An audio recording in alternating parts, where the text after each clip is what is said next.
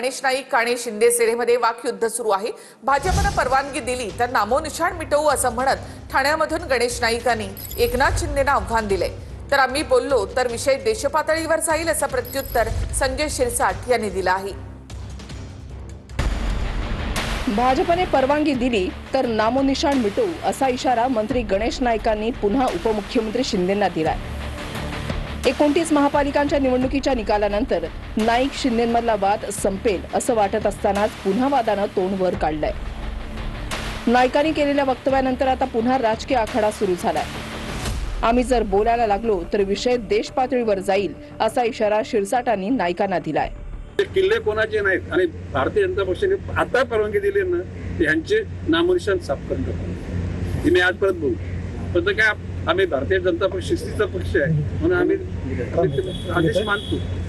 काय बोललो मी आम्ही आदेश मानतो। मनाला न पटताना हे कार्यकर्त्यांनी सण केलेले पक्षाच्या नेतृत्वाच्या आदेशाकरता असं माझं मत आहे। गणेश नाईकचं थोडं जास्त होत चाललेलं आहे। दरवेळेला आव्हानाची भाषा करणाऱ्यांनी पहिले आपण थोडं डोकं ठिकाण्यावर ठेवा। जर तुम्हाला वाटत असेल की महायुतीमध्ये बिघाड व्हावाच तर तुम्ही आव्हान देत बसा, आम्ही ते स्वीकारायला तयार आहोत। एक महानगरपालिका म्हणजे काय अख्खं राज्य होत नाही।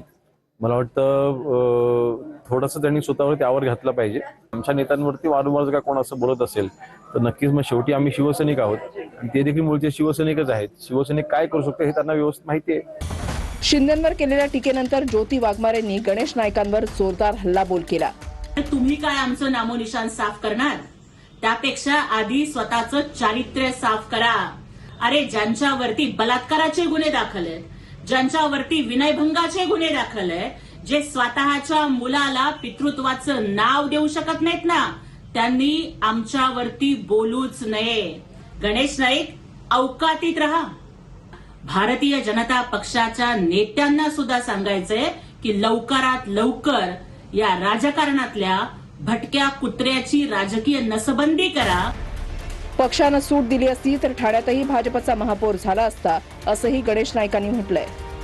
माझं म्हणणं आहे की या ठिकाणी भारतीय जनता पक्ष जर खुल्ली जर दिली असती तर भारतीय जनता पक्षाचा एकट्याचा सुद्धा महापौर होऊ शकला। कल्याणमध्ये सुद्धा एकट्याचा होऊ शकला, उल्हासनगरमध्ये होऊ शकला, नवी मुंबईत झाला, बँगलोरमध्ये झाला।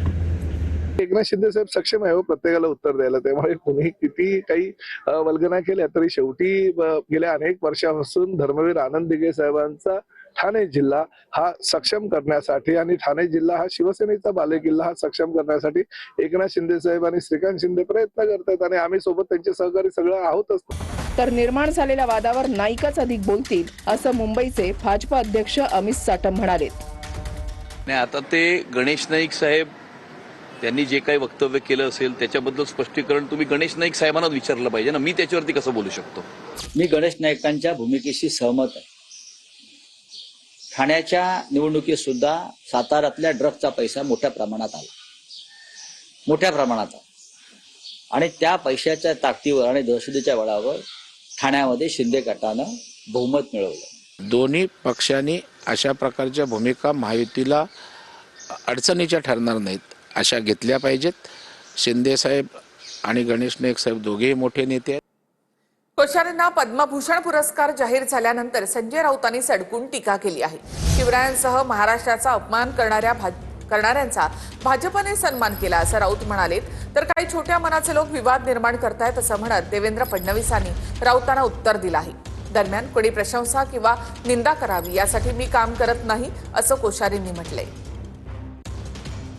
महाराष्ट्राचे माजी राज्यपाल भगतसिंग कोश्यारींना पद्मभूषण पुरस्कार जाहीर झाल्यानं ठाकरेंच्या शिवसेनेचे नेते संजय राऊत भडकलेत। शिवरायांसह महाराष्ट्राचा अपमान करणाऱ्यांचा भाजपने सन्मान केल्याचं म्हणत राऊतांनी टीका केली आहे। संविधानाची हत्या केल्याबद्दल राष्ट्रपतींनी किंवा प्रधानमंत्र्यांनी त्यांना पद्मभूषण दिला असेल तर मी त्याचा निषेध करतो, शिवसेना निषेध करते। मला असं वाटतं की काही छोट्या मनाचे लोक या ठिकाणी एक प्रकारे विवाद उभा करतायत। राऊतांनी केलेल्या टीकेला भाजप आणि शिंदेच्या शिवसेनेनं प्रत्युत्तर दिलंय।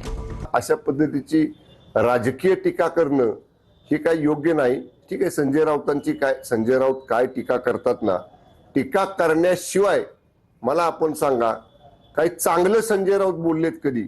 असं कधी घडलंय का? संपूर्ण कार्य बघितल्याशिवाय कुणाला इतका मोठा पुरस्कार मिळत नाही आणि इतका मोठा पुरस्कार मिळाल्यावर अशा पद्धतीची आलोचना करणे हे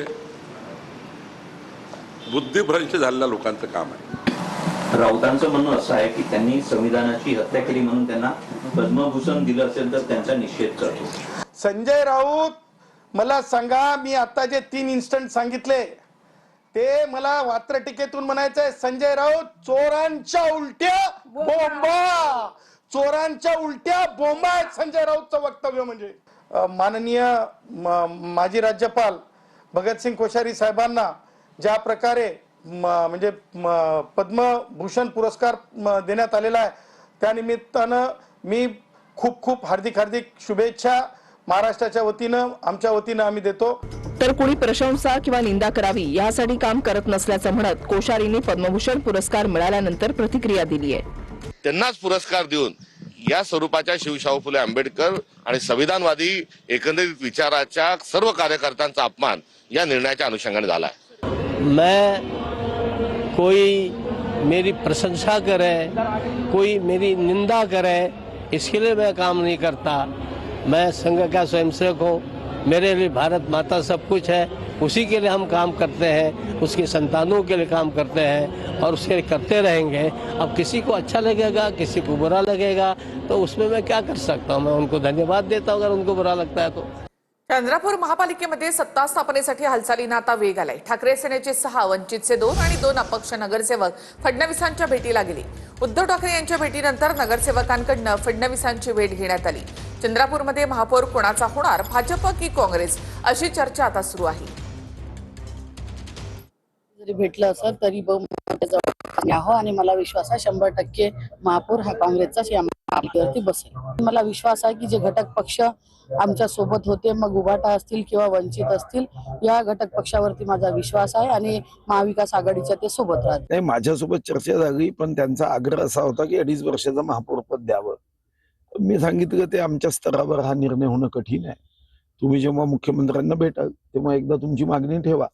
आमच्या स्तरावर जे देणं शक्य आहे त्याबद्दलची चर्चा झाली, सकारात्मक चर्चा झाली. खरं तर एक 500 रुपयाचा स्टॅम्प पेपरही तयार करण्यात आला. उद्धव ठाकरे साहेबांचे जे शिवसेनेच्या पदाधिकाऱ्यांशी या ठिकाणी झालेली आहे, त्यांच्या काही मागण्या आहे, त्या मागण्या घेऊन आम्ही माननीय मुख्यमंत्री महोदयांकडे सादर केल्या. मुख्यमंत्र्यांनी ग्रीन सिग्नल दिलेला असता मी आज उद्धव ठाकरेंची भेट घेणार का? हे बघा, उद्धव साहेबांची भेट घ्यायला प्रत्येकालाच आवडते, पण जेव्हा आवश्यक असेल तर त्यावेळेस आम्ही उद्धव साहेबांची सुद्धा या संदर्भामध्ये आवश्यकता वाटली तर भेट घेऊ. प्रजासत्ताक दिनाच्या कार्यक्रमाच्या भाषणामध्ये गिरीश महाजन डॉक्टर बाबासाहेब आंबेडकर यांचा उल्लेख विसरले. यानंतर महिला कर्मचारी माधवी जाधवांनी महाजन यांच्यावर आक्षेप घेत अॅट्रॉसिटीचा गुन्हा दाखल व्हावा यासाठी तक्रार दिली. मला सस्पेंड करा, पण बाबासाहेबांची ओळख पुसू देणार नाही, असा संताप या महिला कर्मचाऱ्यानं व्यक्त केला. यानंतर महाजन यांनी सुद्धा दिलगिरी व्यक्त केली. तर प्रकाश आंबेडकरांनी माधवी जाधवांना फोन करून प्रकरणाची माहिती घेतली. नाशिकमधल्या प्रजासत्ताक दिनाच्या कार्यक्रमात गिरीश महाजनांनी केलेल्या भाषणावर वन खात्याच्या महिला कर्मचाऱ्यानं आक्षेप घेतला. गिरीश महाजनांनी वंदे मातरमच्या घोषणा देत भाषणाला सुरुवात केली. छत्रपती शिवाजी महाराज आणि छत्रपती संभाजी महाराजांचा जयघोष केला आणि नाशिकमध्ये राबवण्यात येणाऱ्या योजनांबद्दल माहिती दिली. बाबासाहेबांचं नाव आहे, तो संविधानाला कारणीभूत आहे, त्याला तुम्ही संपवायला निघाले.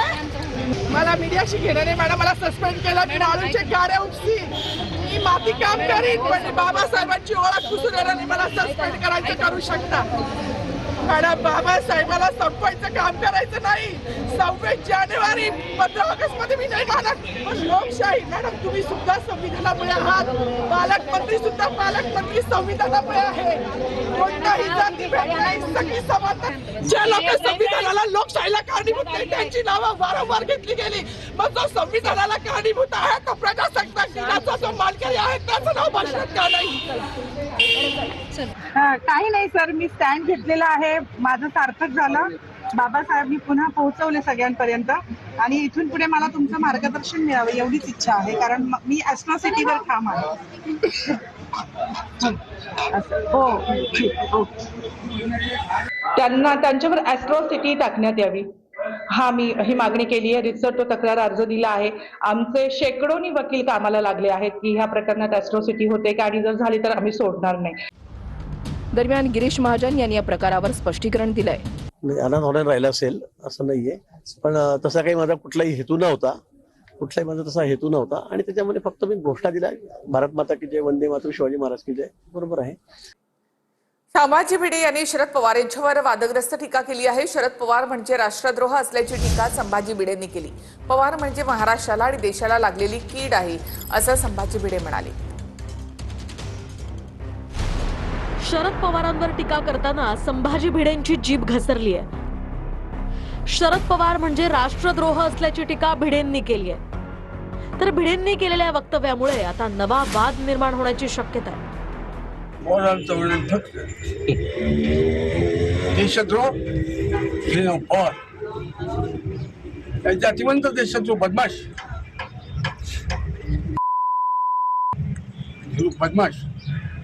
महाराष्ट्राला देशाला लागलेली कीड आहे. राज्यात नाही असली कीड लागली लवासाची, काढून टाकू. तर शरद पवार हे देशाला लाभलेलं प्रगल्भ नेतृत्व असल्याचं म्हणत अंबादास दानवेंनी पलटवार केलाय. शरद पवार साहेब एक देशाचे नेते आहे. एक देशाला, राज्याला एक जे सुजाण नेतृत्व मिळाले त्यात शरद पवार साहेबांचं नाव घेतलं जातं. एवढंच मला याच्याविषयी बोलता येईल. बाकी त्यांच्याविषयी प्रतिक्रिया देणं मला योग्य नाही वाटत. नाही, मी ऐकलेलं नाही. संभाजी भिडे गुरुजी काय बोलले आणि कुठल्या संदर्भानं बोलले बिलकुल मी ऐकलेलं नाही. त्यामुळे ते ऐकल्याशिवाय, कारण माननीय ज्येष्ठ नेते पवार साहेबांच्या बद्दलचं जर हे वक्तव्य असेल तर ते कुठल्या संदर्भानं बोललेत ह्याची पूर्ण माहिती घेतल्याशिवाय त्यावर बोलणं योग्य नाही. ते शरद पवार आहेत. एका बाजूला जवळच्या बगलतल्यांना साखरेचे कारखाने उभे करून देत होते, सहकार उभा करून देत होते, तर दुसरीकडे संघर्ष लावून देत होते. त्याच्यामुळं ज्या प्रकारे भिडे गुरुजी बोलले ते 100% सत्य बोललेले आहेत. इम्तियाज जलील यांच्या महाराष्ट्र हिरवा करू या वक्तव्यानंतर भाजप आक्रमक झाली आहे. जलील यांनी 100 जन्म घेतले तरी भगव्याला हात देखील लावू शकणार नाहीत असं अमित साटम यांनी म्हटलेलं आहे. से पूरी मजबूती के साथ मजलिस इत्तेहाद और मुस्लिमीन एक बार फिर से कहकर जा रहे हैं कि सिर्फ मुमरा की क्या बात कर रहे हैं तुम.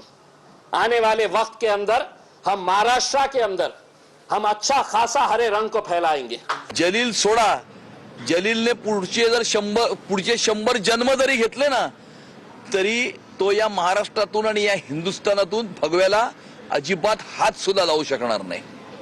हे तर चिल्लर लोक आहेत आणि म्हणून त्यांना हिरवं करण्यापेक्षा मी त्यांना सांगेन तुम्ही परत एकदा मूळ भगव्यामध्ये या, तुमचं आम्ही धर्मांतर करू आणि जे आपलं मूळ धर्म आहे हिंदू धर्म त्याच्या तो लवकरात लवकर स्वीकारलं तर अशा पद्धतीने हिरव्या सापांसारखं तडफडायला लागणार नाही.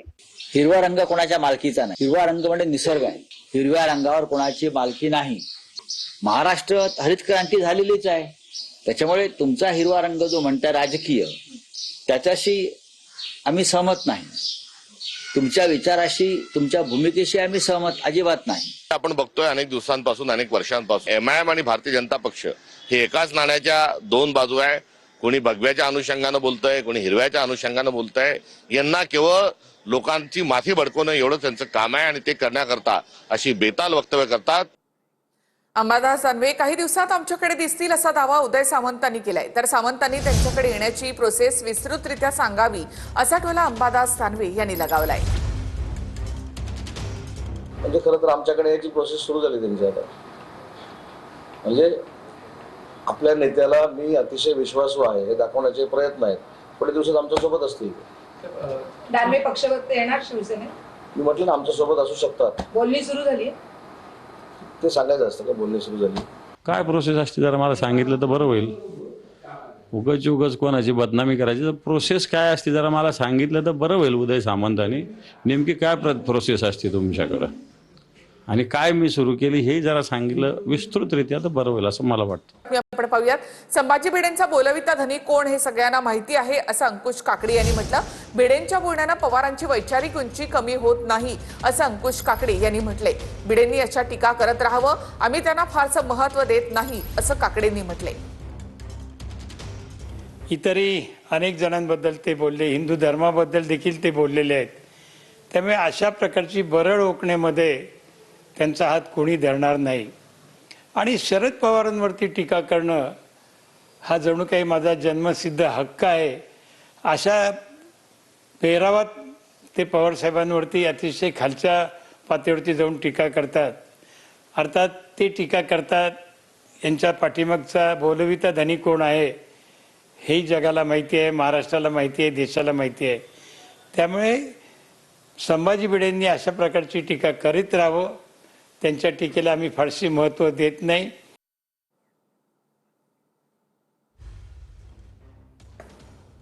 आणखी एक महत्त्वाची बातमी. नगर परिषद निवडणुकीप्रमाणेच जेडपी निवडणुकीमध्ये सुद्धा शिंदेंनी मंत्र्यांना फोन करण्याचा फॉर्म्युला सुरूच ठेवलाय. जिल्हा परिषद निवडणुकीच्या पार्श्वभूमीवर महाबळेश्वरच्या तळदेव गावात उपमुख्यमंत्री शिंदेंची प्रचार सभा पार पडली. यावेळी त्यांनी मंत्री सामंतांना फोन केला. पाहूयात.